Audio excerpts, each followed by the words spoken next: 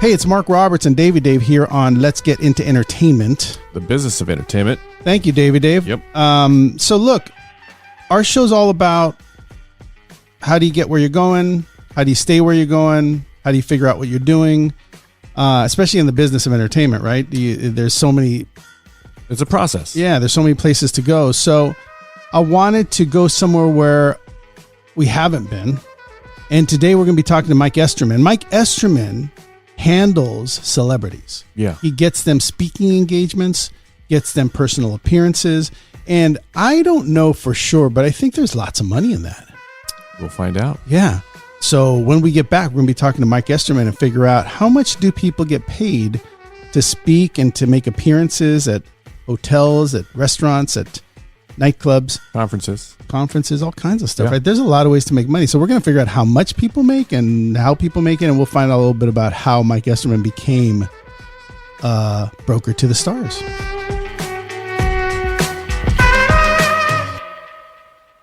All right. So welcome back to Let's Get Into Entertainment. The business of entertainment. You know, this business is complicated. We've got Tootie not here today. Man, it's very complicated. Poor guy.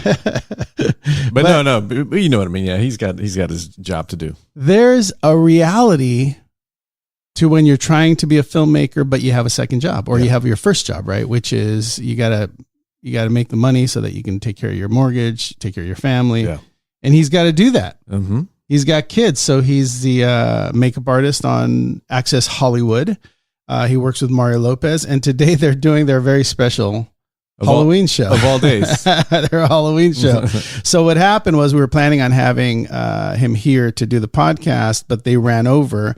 So the business of entertainment is that he's got to be there and we've got to do our show because the show must go on, David. The show must go on. But you know, it's funny.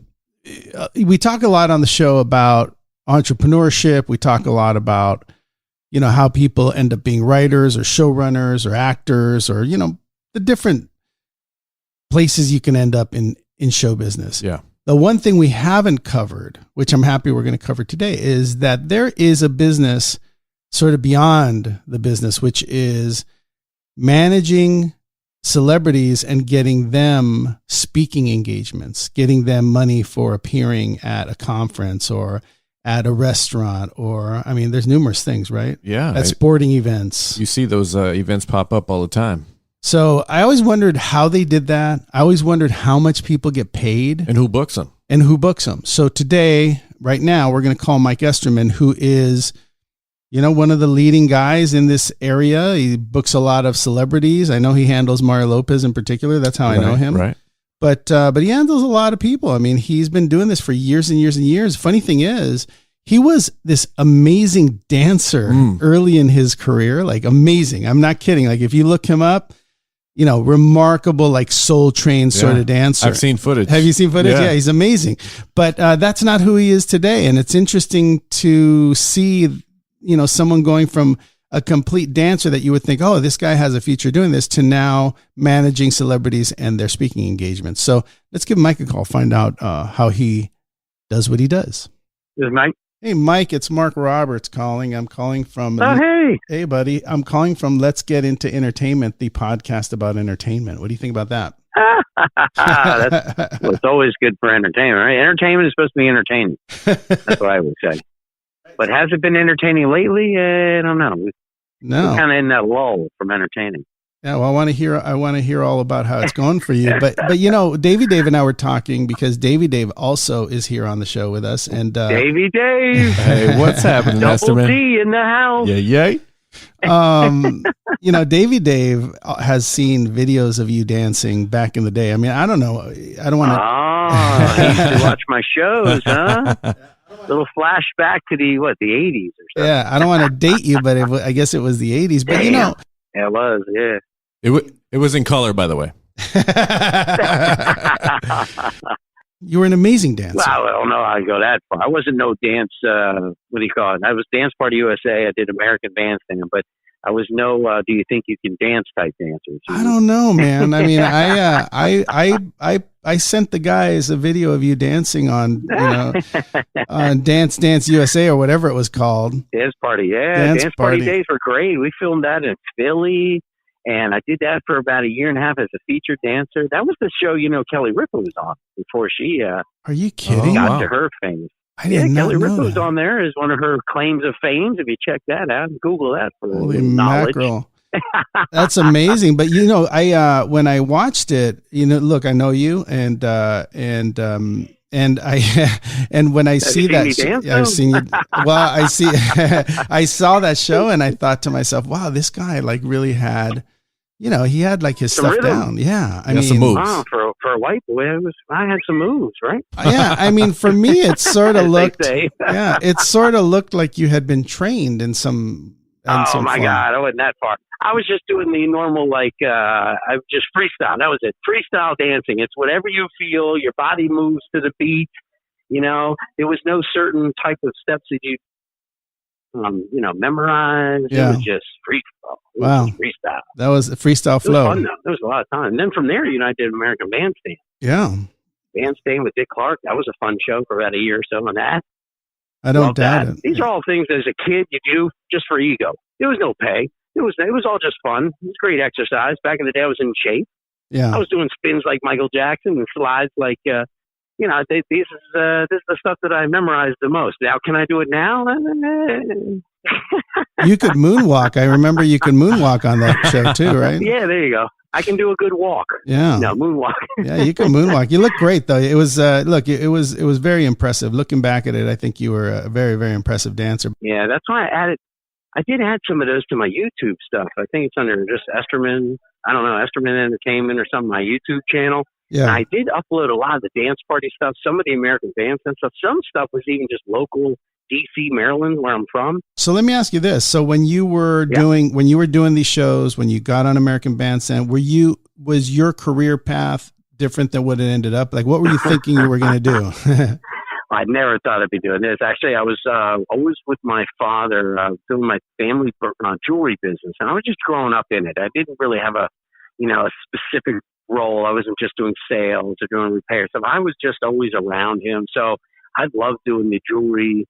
I'd polish and clean the jewelry that my father would repair, whether they're soldering and diamond settings and redesigns and stuff. So I would then take it and do the cleaning part, which is the steam clean, and then polish on the wheel and that kind of stuff. And it was always fun. I love to see things just blinging away. But, I was also doing this hobby I had a limousine company, started with my father's antique 1934 Rolls Royce, doing weddings on weekends at a high school. I mean, these are fun stuff. Arrive in Style was the name of the company. Did that for about 8 years. And while I was doing that is when I was doing this little dancing thing, at the nights and weekends when I would take people to go to clubs and drive drunk people home with the limos. I would sometimes just go and dance because it was just fun. I didn't drink. I still never drank, but it was just good to be that responsible / business person in the limo business and kind of doing the dancing as a hobby, and I just loved it. So you were an entrepreneur. Like the first Uber. Yeah, I'm an Aries. So I guess Aries are entrepreneur types and self-employed, passive are they seem to keep busy in our minds and creating things. And I was always seemed to do something that, I created a void that people wanted. And that's how I did that. And then I wish I got more embedded with the jewelry business, but my father had passed in the early, I guess it was he was only 62 in 1997. So it was really, it's been a while now, but he was young and I didn't fully have my feet in the business part. So it was kind of sudden, and then didn't get to do the jewelry thing as where I thought my path would have been. Yeah. And were you thinking about entertainment at all while you were dancing? I did, out of that, I did start to do, I can do my own dance shows in the Maryland, D.C. area locally. So I took that same mold, but out of the studio realm and say, let's do live at nightclubs. And the people that were already at the clubs would have been my audience because everybody at that time, wants to be seen on TV as a ham. Everybody has a little, I can do that and want to be, show off type thing as young. And if you're already in the club, then half the battle is there's your audience. Then I just got a couple local TV. I bought some local TV cable time on my channel in my area, and a half-hour spot, and made my own dance show. It was pretty cool. And I Wow. just did that, for a couple of years. Just kind of circled everything. The nightclubs would give me the space because they got the exposure. Kids were on the show; they were already there. Music artists would fly in that needed the exposure, so I worked with all the record companies. I mean, I remember when CNC Music Factory, if you remember them, they were number one on the chart. And I remember specifically having them as a guest on my show. Wow. The week it went number one, and I was just like, wow, I got this artist on my show, my little local Maryland, D.C. show, and they're like number one in the country. Wow. Even downtown Julie Brown was doing MTV's show back then, and she was even a guest on one of the shows with Crisscross. You remember them? The guys that were the backwards bands. Yep. And before one of the guys died, I remember, they were one of my guests on there. I got them on my YouTube channel there. They're one of the shows, Crisscross. That's amazing. These were all like, at that time, they were hot on the charts. Yeah. And you had them on your show. Yeah, they were just, I was a little cable show that was just doing things that's giving people a great platform from exposure. And it worked out. It was a win-win for everybody. That's kind of how it worked. Did it make me a millionaire? No. It made me, knowledgeable of how TV shows work. The process. As an entrepreneur standpoint. But it was a lot of work, from just the shooting and the organizing everything. And then you got the editing and then the time. And it was an ongoing nonstop. But it was fun being that young and doing it. Then I guess that's how the entertainment world kind of began. But I didn't know I'd become what I do now is as a personal appearance agent for many of the big names that people request. So the names sell themselves, but I basically put the deals together. It's like who wants who to sell what and market what. So it's kind of like that. Well, let me before we jump into that. So you do this show in Maryland. You get a bunch of. I would imagine you got a lot of interest in what you were doing, considering you had such big stars on your show. Was there? Yeah, that was the exposure side because I had the channel on the back then it was channel 50. Yeah. It was a WDCA show on 50, and it had those numbers. So of course they needed the exposure. That's when artists didn't have many outlets besides an MTV or a national. But think about it, even the nationals, they were hard to get on. You couldn't anybody could just get on one of the shows. So I was like one of those easy, this guy's got something, let's get on his show. And I just was lucked out. Yeah, that's pretty cool. And did you ever have any aspirations? I mean, obviously you had aspirations to be an entrepreneur in that business, but did you have aspirations to act or dance beyond what you were doing? I did not be thinking I want to be an actor or, I knew I lived in Maryland, East Coast. I wasn't even around an area that could do castings and people wanted on shows. When I was out in LA for those few times for the dance shows, I would just hang out with my other friends at that time who were doing TV shows, hosting major shows, and I'm just hanging out with them as a friend. Yeah. So I just saw it from afar. Yeah.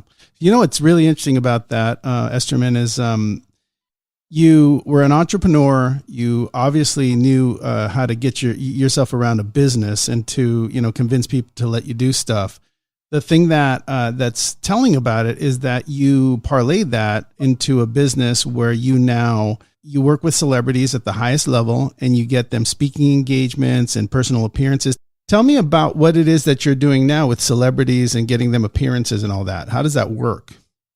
Oh, well, what it is back I was working with a local DC nightclub who was booking these people every weekend to give his location that little bit of a spunk and that specialty, difference than the club down the street. So he'd have these special guests and just being there, loving to dance and being around the club and being like, have my own little guest list of introducing the ladies to a hot spot and trying to feel relevant and important at the time just by having guest lists. It was a cool little position to have. I made, a lot of friends that way. And being just a people person, it's just great that I got to expand that into hanging out with when those artists were there. I was that liaison to make sure, I'll make sure they're where they need to be, the hotels, go to dinner in the areas, whatever they needed for the day before the shows. Because a lot of times back then, it was their first time that they've ever been to the DC area, not knowing what's what. So I was great to be like that tour guide for the day. Yeah. And doing that, building the relationships and getting contacts and just a lot of people were asking me about, oh man, I want to, book these people for my show. Can you get in touch with them? And as a friend, I was just like, yeah, I know who they are. I'll get you in touch with them. And I didn't know it was a real business until somebody was trying to throw money back at me saying, hey, you got us these roles by introducing us. You deserve an agency fee. And I was like, nah, I'm just doing it because I'm a friend. I don't need the money out of it. And that's how it kind of started. That's interesting. And what's the name of your business now, Esterman? Well, now it's my last name, Esterman.com, which is the same as the website. So I made it simple and easy to remember. Just Esterman.com.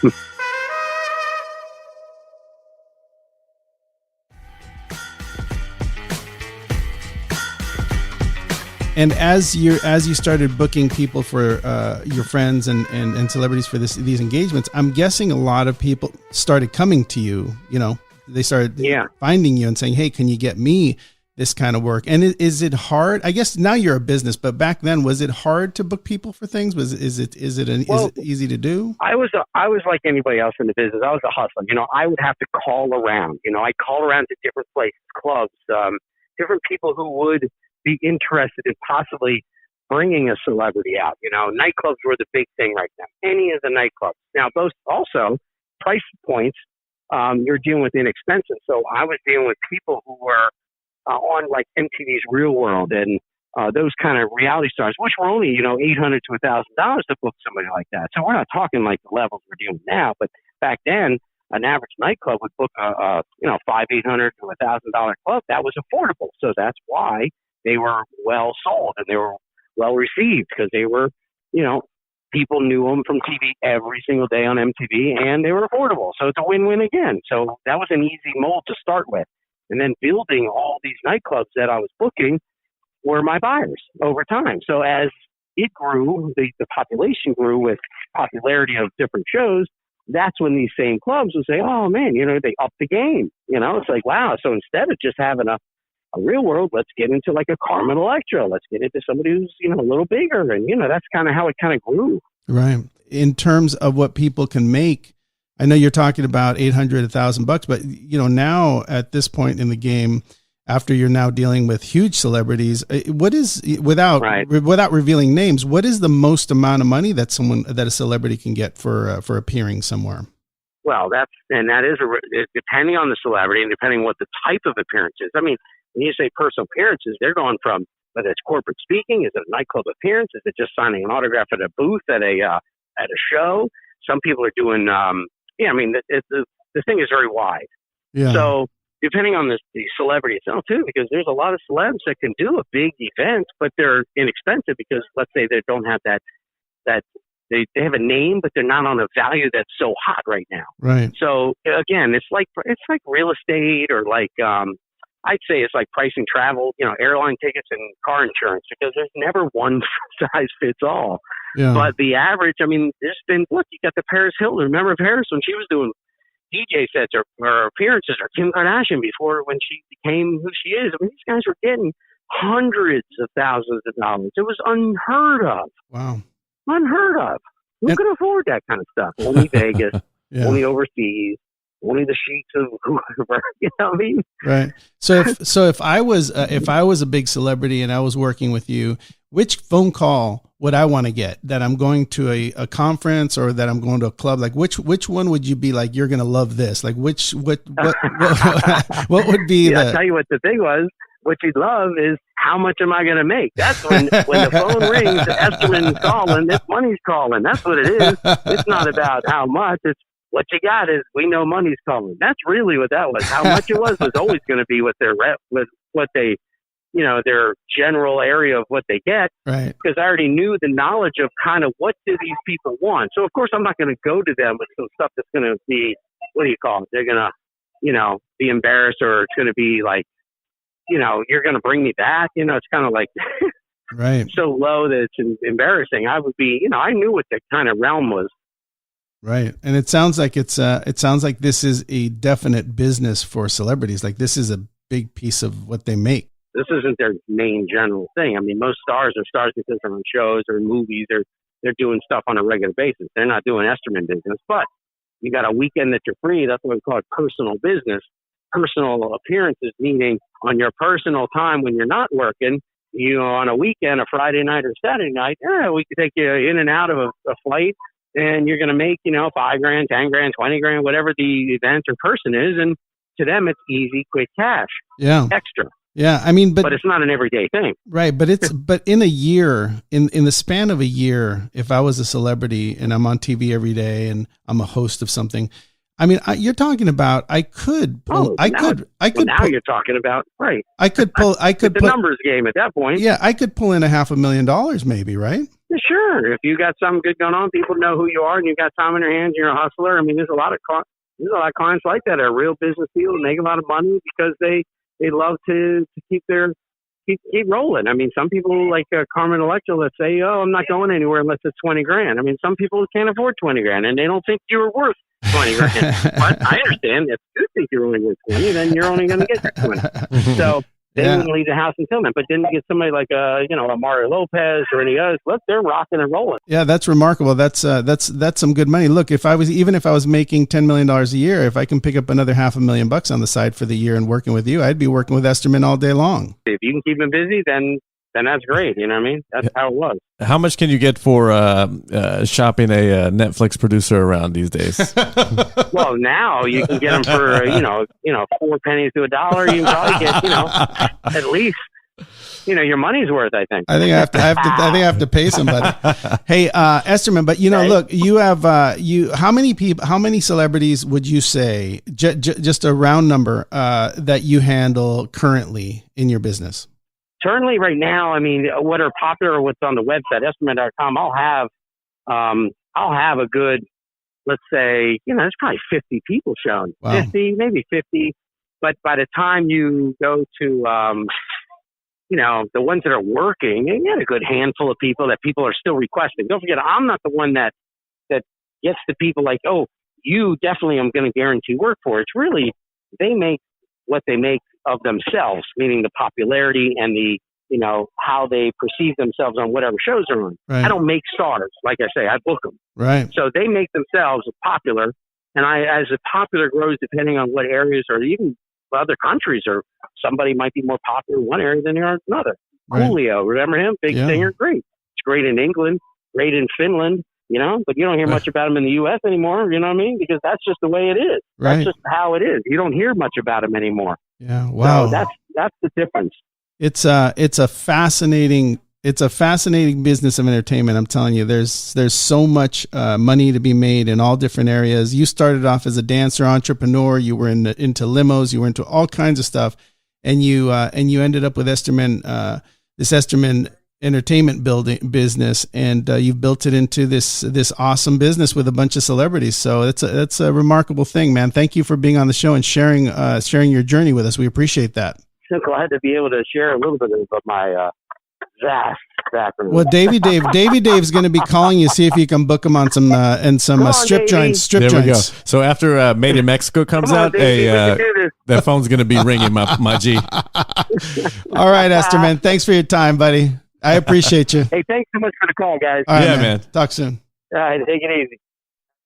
Take it easy. Look, the key thing for us is that you want to be able to talk about all aspects of entertainment. This is definitely one we hadn't talked about. That's something that I don't think I've ever heard Esterman's story like that and his upbringing. That was really cool. Yeah. I know that we see him around. You've known him longer than I have, but I just see him pop up here and there because he doesn't live out here. He lives back east. He lives back east, and he handles a bunch of celebrities. A lot of them very, very well known. He does a lot of business in Vegas. We didn't talk about the pandemic affecting his business. Obviously it has, there's no question it has, but I think it's, if you're listening, I think one of the key things to focus on is, he was in a club dancing. He was working, like an entrepreneur, limos, driving people around. And somehow within all of that he was doing, he figured out how to turn it into a business. He also realized the importance of entertainment. Yeah. And entertaining people and getting them to the right places and making sure they knew where they were going. I mean, that's what he's doing now. So if you think about his trajectory, all of the things that he learned from negotiating with clubs and negotiating for his show, negotiating for celebrities or or people that were renting his limos and getting them to where they were going. It all sort of added up to the business that he does now. And he's very successful at it. I know for a fact that he makes a couple of people I know hundreds of thousands of dollars a year. Perfect. And there's nothing wrong with that, you know. Not at all. If you make a name for yourself and you can work with someone like Esterman and get them to book you, you know, evenings and speaking engagements, and you're making tens of thousands of dollars doing it, then nothing wrong with that. The thing is that I think he can probably book you in some strip joints for sure. That's cool. You know what? I used to work in a strip joint. No, you didn't. I swear I did. Oh man, we got to tell your story on the show someday. Okay, is this a family show? No, you know what? I'll be honest with you. I used to be a DJ in a strip club. Oh wow. Yeah. Would strippers request certain songs for you? Yeah, they'd give you some certain little playlist that they liked. But here's the kicker. I used to DJ the men's review show once a week also. Flavy Flav. Yeah, it was interesting. I bet. But to be clear, those shows bring in a lot of women. Yeah. Right. So there was some give and take there. Yeah. That's kind of cool.